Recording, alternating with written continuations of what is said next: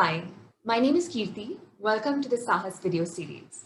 Sahas is a feminist and peace tech project that works to support survivors of gender-based violence and facilitate active bystander intervention. Today, my guest is Melissa Upreti, a human rights lawyer, a women's rights advocate, and Senior Director of Program and Global Advocacy at the Center for Women's Global Leadership at Rutgers University in the United States. Thank you for being here with me, Melissa. It's a pleasure to have you. Thank you for having me, Kirti. Great. So you work in the space of women's rights and as a human rights lawyer, and we're here to speak about something that's very significant to the 16 days of activism against gender-based violence this year, which is the ILO Convention, specifically C190. So can you tell us a little bit about the convention, how it came about, and what inspired its establishment? Well, ILO Convention C190, which focuses on violence and harassment against women and men in the world of work, is indeed a milestone. There were numerous factors that contributed to it, but the two that really sort of come to mind and I think are worth noting, first of all, the ILO's own commitment to promoting a decent work agenda. And as the preamble of C190 notes, the recognition that violence and harassment are unacceptable and incompatible with decent work. The other factor that comes to mind is really the persistence of gender-based violence and harassment in the world of work. There's absolutely no doubt that this is an issue that women and men, but more so women disproportionately, have been grappling with for years, and often in silence, because speaking out against violence in the world of work can really cost women dearly. They can lose their jobs, they can face even more violence and harassment. So I think the Me Too and similar movements that kind of emerged during the negotiations towards the latter part really did provide an impetus for the adoption of this convention, because women through these movements really spoke out against what was happening and they demanded change. Thank you for sharing that. So what I'm hearing is that it's a new legal instrument, but what is the binding nature of an ILO convention? Are all state parties bound to implement it? Is the ratification the same as it is for maybe a UN convention? Mm-hmm. Well, strictly speaking, a convention is legally binding once it is ratified by the state, by a government, and each government, each country has its own process for that. But typically it happens through parliament. Votes are cast and there's a decision to actually ratify, which reflects a commitment to implement it. In principle, once a convention is formally adopted, and in this case, the adoption took place in June 2019 during the International Labour Conference, when governments, members of workers' organizations through the ITUC, and employers' organizations came together and formally adopted it through a vote. So there is an expectation that governments will, once they adopt a convention, that they will go back and they will ratify it. Of course, we know reality shows otherwise. There are many conventions that have not been ratified unanimously by governments, even though they have been adopted. And this shows that a significant amount of awareness raising, as well as social dialogue at the national level, is really needed to make it happen. An ILO convention is essentially an international treaty. So yes, like other UN treaties, it does require that kind of formal ratification at the national level. And once that happens, it is indeed binding. I do want to say, though, that one does not have to wait for a treaty to be formally ratified to start talking about it and to start applying the principles. And in the case of C190, for example, a lot of what it contains reflects what is already in international treaties that are already binding because they have been ratified. So there's definitely overlap there. Thank you for putting that in perspective. And I think that's a fabulous segue into our next question, which is, can you tell us a little bit about the convention itself and some of the areas it addresses? Sure. Well, this convention, like I said earlier, is indeed a milestone. And just to provide a little bit of a historical perspective, it was only in the 90s, around the time of the Vienna World Conference on Human Rights, actually, that women's human rights were recognized as human rights, that women's rights were recognized as human rights unanimously by governments. There was a very explicit political commitment, and that violence against women was recognized as a human rights violation. And that came about as a result of a lot of advocacy. So, you know, it's taken almost 30 years, nearly 3 decades, for this convention to come about. It happened during the centennial year of the ILO, so it actually took 100 years for the ILO to, produce a convention like this. But it is really important because, first of all, it recognizes the basic human right of every worker to a world of work that is free from violence and harassment. It recognizes that many forms of violence and harassment do indeed constitute human rights violations. It calls for the adoption of legal, policy, administrative, and other measures by states, employers, and workers' organizations to prevent and address gender-based violence in the world of work. So there's a collective responsibility that it recognizes of all parties and other relevant institutions. It defines workers very broadly. So workers are not defined as being limited to formal workers, but it also includes informal workers, for example. So those working part-time and in the informal sector. It defines the world of work very broadly. So the workplace is not limited to an employer-provided workplace per se, but it can be your own private space, for example, your own home, if that is used as a workplace. It also includes public spaces, which many workers, for example, informal workers, street vendors, use as their workplace. It also encompasses public transportation, the modes of, what you use to get to work and back from work. And it also encompasses methods of communication that you use in the line of work. So, for example, the internet, online communication, where we know a lot of violence and harassment occurs. And then one more thing that I'd like to point out is that it does recognize the vulnerability of certain groups of workers, which is incredibly important because, as we know, the majority of workers who experience the highest level of exploitation and discrimination are, for example, migrant workers and other workers who have the least social and legal protection. Then the convention also recognizes the critical link between domestic violence and what women's performance in the workplace, and it also creates some new entitlements for women.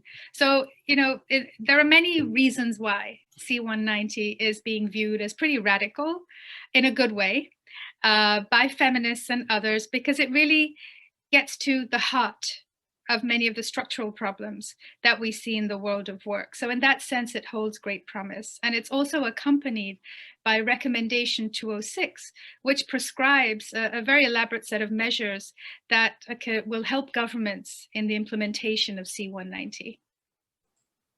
Thank you for spelling that out. It sounds to me that more than just a radical instrument, it's also very empathetic, it's trauma-informed, and it speaks to many ways in which violence affects the everyday work and life of women. Thank you for sharing that. So you talked about structural impediments as well as Recommendation 6, which supports implementation. But what mechanisms of accountability kick in if a state does not follow through on its obligations? And I ask you this very specifically because coming from India, which is also representative of the bulk of our audience, 1997 was a watershed for us in the movement for women's rights in the workplace with the Vishaka judgment. And that was actually an interpretation of CEDAW into Indian law. And yet we see so much coming out of India in the form of gender-based violence and harassment at the workplace. So how does one hold a state accountable for not adhering to its obligations to a treaty it ratified? Mm-hmm. Well, there are actually many pathways. I'm going to start with the national level. So being a lawyer and human rights lawyer and having been involved quite extensively in public interest litigation strategies, I mean, that's one strategy that comes to mind right away. And you mentioned Vishaka. The Vishaka case is a prime example of public interest litigation, which actually led to legal reform. So that's one way in which individuals, and especially in countries like India, where public interest litigation has been such a critical vehicle for advancing fundamental rights and human rights, that's one strategy that can be used. I see national human rights commissions as having a critical role as well, because they actually can be a bridge between what happens at the national level and what happens at the international level when governments report to international bodies as they're required to do so under international law. And then they can play a critical role in making sure that recommendations are implemented, or at least that those recommendations shape legal and policy reform and administrative measures at the national level. So national human rights commissions, women's commissions also have a critical role. Since we're talking about an ILO instrument, I think social dialogue is also incredibly important as a process, because this is something that it's a process that really involves government, employers, and workers. And it's designed, it's envisioned as a process through which the perspectives of all three come together to actually create solutions to problems. So social dialogue is also very important.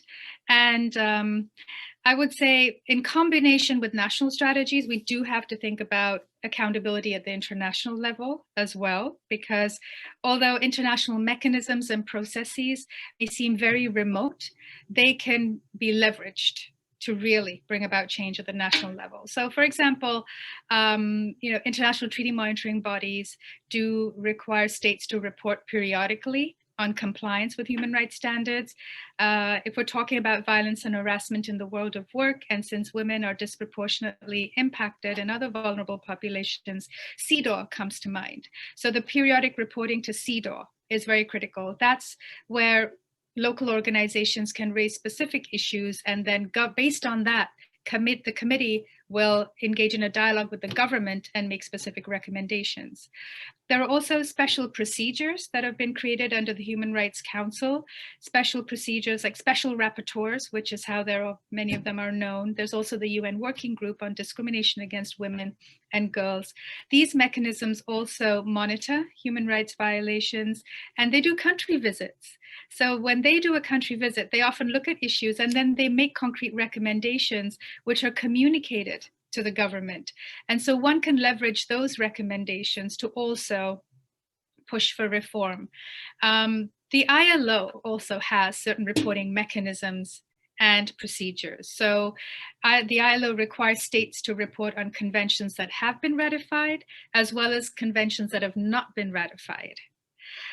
So there are mechanisms within the ILO that can also be utilized, and then whatever's generated through these processes can be integrated into advocacy at the national level to really create political pressure, but also help make the case for the need for reform.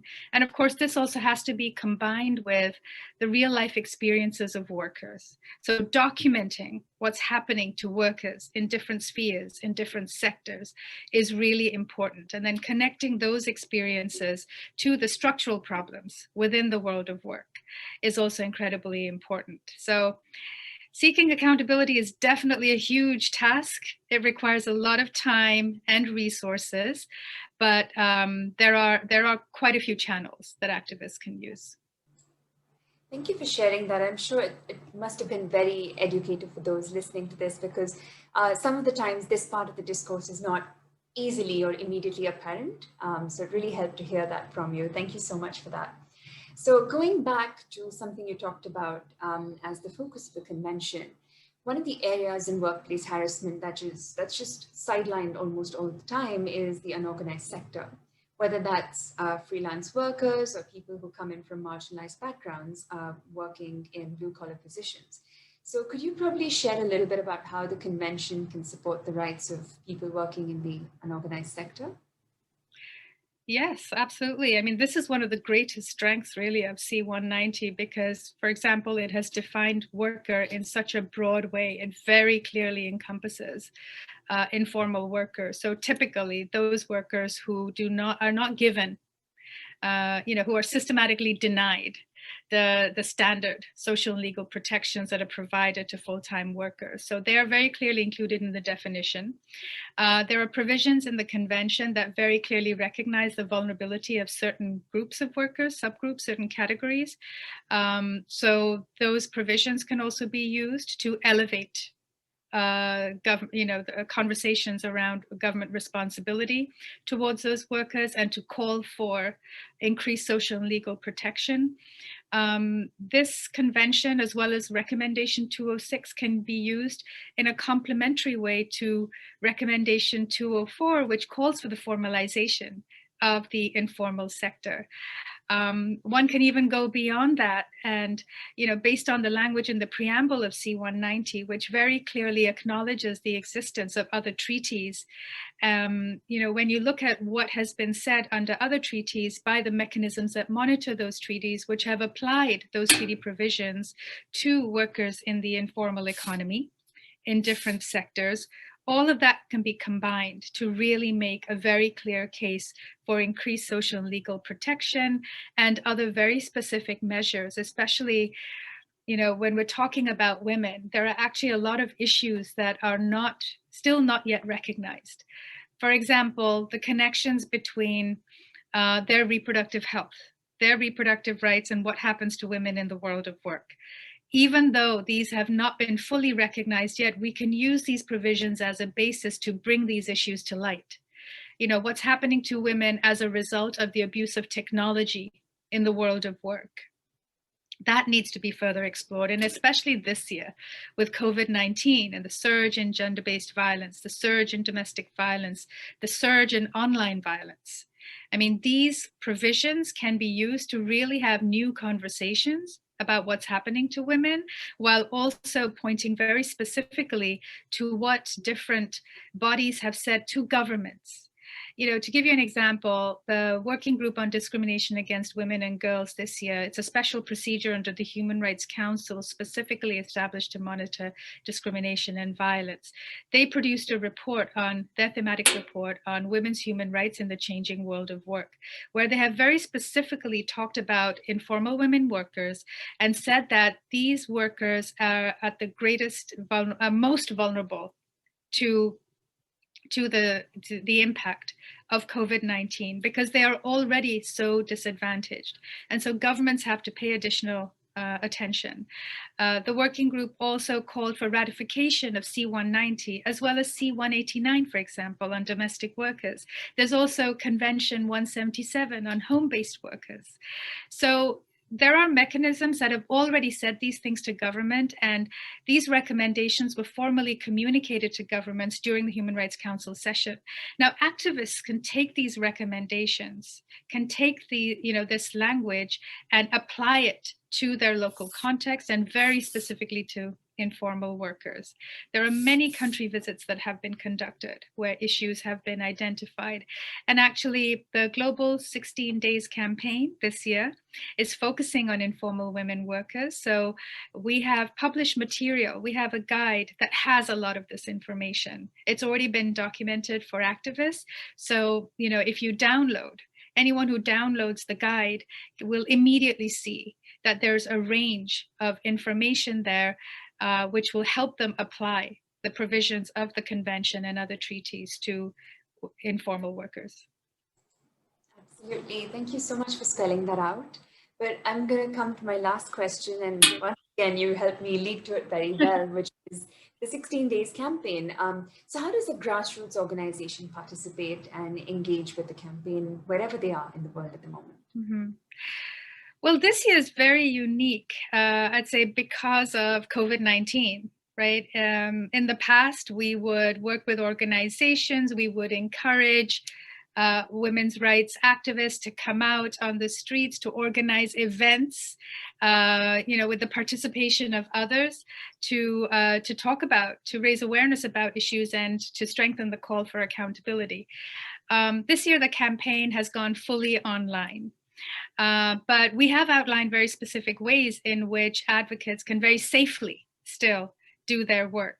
So the first thing that folks can do to really join the campaign is to go to the website, global16dayscampaign.org, we have produced a guide, which is actually the second in a series, because the current multi-year theme is ending gender-based violence in the world of work, which was launched to coincide with the adoption of the new Ilo Convention. Last year's advocacy guide is a foundational piece that talks more about the convention. This year's advocacy guide really unpacks it and applies it to informal women workers. And the guide, both last year's and this year's, contains an action menu. So for example, activists can do something as simple as just using the Twibbon on their profile picture to show solidarity with the campaign and with those who are campaigning for the rights of informal workers. We have sample letters and petitions that can be utilized, adapted, and sent to government officials at the local level. We have done quite a bit of legal research to present to everyone what different mechanisms and bodies have said, which can be integrated by activists into their own strategies.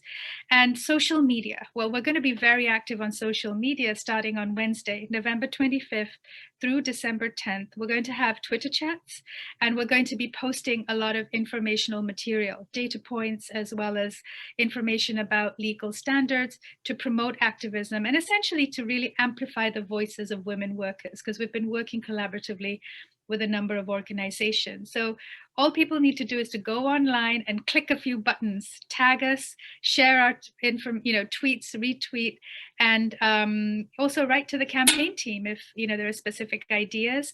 We also have an online map. So if anyone is doing a 16 days event, would like to hear about it, you can just fill out a form online and we will put it on the map.